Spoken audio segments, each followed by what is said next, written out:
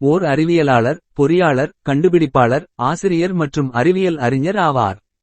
தொலைபேசியை கண்டுபிடித்ததற்காக அறியப்படுகிறார். தனது இளமையில் பிரித்தானிய குடிமகனாக இருந்தார். பின்னர் அமெரிக்க குடியுரிமை பெற்றார். இவரது தாயாரும் மனைவியும் செவிடராதலினால் இவரது ஆய்விற்கு இது ஓர் உந்துசக்தியாக அமைந்திருக்கலாம். இவரது ஆய்வுகள் ஊடாக 1876ஆம் ஆண்டு தொலைபேசி உருவாக்கப்பட்டது. இவர் பெல் தொலைபேசி நிறுவனரும் ஆவார். வாழ்க்கை. விக்கிமீடியா பொதுவகத்தில் ஒரு இளம் பெல் தனது பெற்றோருடன் தொடர்புடைய பல ஊடக கோப்புகள் உள்ளன. இளமை. அலெக்சாண்டர் பெல் ஸ்கொட்லாந்தில் எடின்பெர்க்கில் மார்ச் 3, 1847ஆம் ஆண்டு பிறந்தார். அவருடைய குடும்ப நண்பரான அலெக்சாண்டர் கிரகாம் என்பவரின் மேல் மிகுந்த மதிப்பு கொண்ட அவரது பெயரையும் சேர்த்து அலெக்சாண்டர் கிரகாம் பெல் என்று இவருக்கு பெயர் சூட்டப்பட்டது. அலெக்சாண்டருக்கு Melville James Bell 1,84,570, Edward James Bell 1,84,867 என்ற 2 சகோதரர்கள். இவர்கள் இருவரும் காசநோயால் மரணமடைந்துள்ளனர். இவருடைய தந்தை அலெக்சாண்டர் மெல்வில்லி பெல் ஒரு பேராசிரியர். தாயார் எலிசா கிரேஸ் ஆவார்.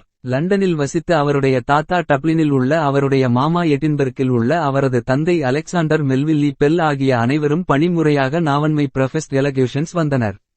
கண்பார்வை அசைவுகளால் பல்வேறு உணர்வுகளை எவ்வாறு காட்டுவது, உதடுகளின் அசைவை கொண்டு ஒருவர் பேசுவதை காது கேளாதோர் எவ்வாறு புரிந்து கொள்வது பற்றியெல்லாம் எழுதியுள்ளார். பெல்லின் தந்தை பல நூல்களை. 8 வயதிலேயே கிரகாம் நன்றாக பியானோ வாசிப்பில் வல்லவராக திகழ்ந்தார். 10 வயதான போது அவருக்கு பள்ளி செல்ல நாட்டமில்லாமல் போனது. இலத்தீன், கிரேக்க மொழிகளை படிப்பதை விட பியானோ வாசிப்பதிலும் ஒலி அலைகளை பற்றி ஆராய்ச்சி செய்வதிலும் தனது நேரத்தை போக்கினார்.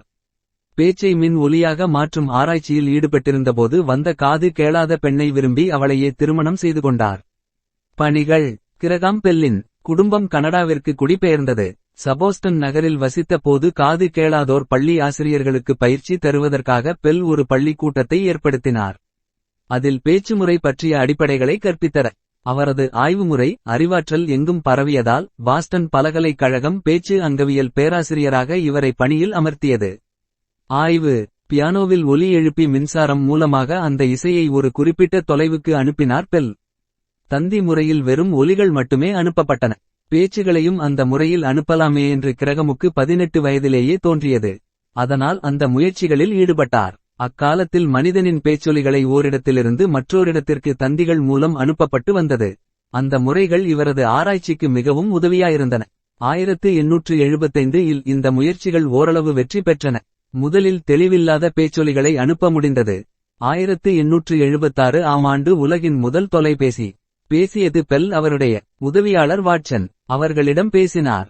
அவர் முதலில் தொலைபேசியில் பேசிய சொற்றொடர் வாட்சன் இங்கே வாருங்கள். 2. வாட்சன் இங்கே வா எனக்கு வேண்டும். டு என்பது தான். இந்த சொற்களை வாட்சனால் தெளிவாக கேட்க முடிந்தது. ஆனால் பெல் கண்டுபிடித்தார். தொலைபேசியை பற்றி யாரும் அக்கறை கொள்ளவில்லை. அதனால் அவர் மிகவும் சோர்வடைந்தார். பிலடெல்பியாவில் நடைபெற்ற ஒரு கண்காட்சியில் தனது தொலைபேசியை பார்வைக்கு வைத்தார். அங்கு வந்த பிரேசில் நாட்டு மன்னர் அதை வியப்போடு எடுத்து பயன்படுத்திய பின் தான் தொலைபேசியின் பெருமை எங்கும் பரவியது.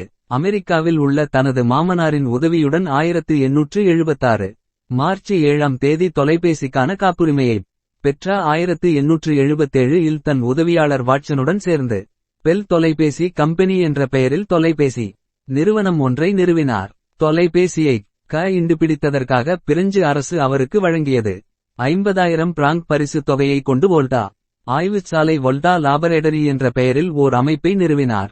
கண்டுபிடிப்புகள். பெல் தொலைபேசியுடன் மட்டும் நின்றுவிடவில்லை. அரசு நிறுவனத்தின் மூலம் photophone audiometer, metal detector, induction balance, wax recording cylinder, gramophone போன்ற கருவிகளை கண்டுபிடித்தார். பெல் விமானம் கண்டுபிடிக்கும் முயற்சியிலும் ஈடுபட்டார். ஆனால் அது அவருக்கு வெற்றி தரவில்லை. ஆனால் சில கண்டுபிடிப்புகளை செய்தார். விமானத்தின் எயிலிரான் என்ற பகுதியை கண்டுபிடித்தவர் பெல் ஆவார். பிற்காலத்தில் கடல் விமானத்தை சீர்திருத்தி அமைப்பதில் வெற்றி கண்டார். ஆடுகள் வளர்க்கும் முயற்சியில் புதுமையை புகுத்தினார். ஒவ்வொரு முறையும் இரட்டை குட்டிகளை இடும் பெண் ஆடுகளை உருவாக்கவும் திட்டமிட்டார். பாலைவனங்களில் நாடுகாண முற்படும் படைவீரர்களுக்கு காற்றிலுள்ள மிகுந்த ஈரத்தை வடிகட்டி உதவக்கூடிய அரிய கருவியை கண்டுபிடித்தார். காது கேளாதோருக்கு பேச்சு பயிற்சியை வளர்ப்பதற்கான சங்கம் ஒன்றை நிறுவினார். கண் தெரியாதவர்களுக்கு பிரெயில் முறையை கண்டு பிடித்த ஹெலன் கெல்லருக்கு பெல் பல உதவிகளை செய்துள்ளார். ஒலியியல் அடிப்படையில் உலக ஆங்கிலம் என்பதை உருவாக்க வேண்டும் என்பதில் ஆர்வம் காட்டினார். தனிப்பட்ட முறையிலும் பிற அறிவியலறிஞர்களுடன் சேர்ந்தும் 59 கண்டுபிடிப்புகளுக்கான காப்புரிமையை பெல் பெற்றுள்ளார் என்பது அவருடைய வரலாற்றில் மிக முக்கியமான அம்சமாகும். சிறப்புகள் 1882 இல் அமெரிக்க குடியுரிமை பெற்றார். 1888 இல் 2 நேஷனல் ஜியோகிராஃப் சொசைட்டி ஆரம்பித்த உறுப்பினர்களில் ஒருவராகவும் அந்த கழகத்தின் இரண்டாவது தலைவராகவும் விளங்கினார். அவர் மனித வரலாற்றில் மிகவும் செல்வாக்கு மிக்க நபர்களில் ஒருவராக விவரிக்கப்படுகிறார். Legion of honour legion of honour விருது அசிடமக் பிரான்சைஸ் விருது வோல்டா பரிசு royal society of arts London Albert பதக்கம் 1902 உர்ஸ்பர் பல்கலைக்கழகம் வழங்கிய முனைவர் பட்டம் எடிசன் பதக்கம் 1914 போன்ற பல்வேறு சிறப்புகளையும் விருதுகளையும் பெற்றார். மறைவு அமெரிக்காவில் உள்ள பாடக் என்ற ஊரில் 1922 ஆண்டு ஆகஸ்ட் மாதம் 2ஆம் தேதி அலெக்சாண்டர் கிரகாம் பெல் காலமானார். அவர் மறைந்த தினத்தன்று அமெரிக்காவில் உள்ள தொலைபேசிகள் அனைத்தும் 5 நிமிடங்கள் நிறுத்தப்பட்டு அஞ்சலி செலுத்தப்பட்டது. Please like, share, comment, subscribe friends. Thanks for watching friends.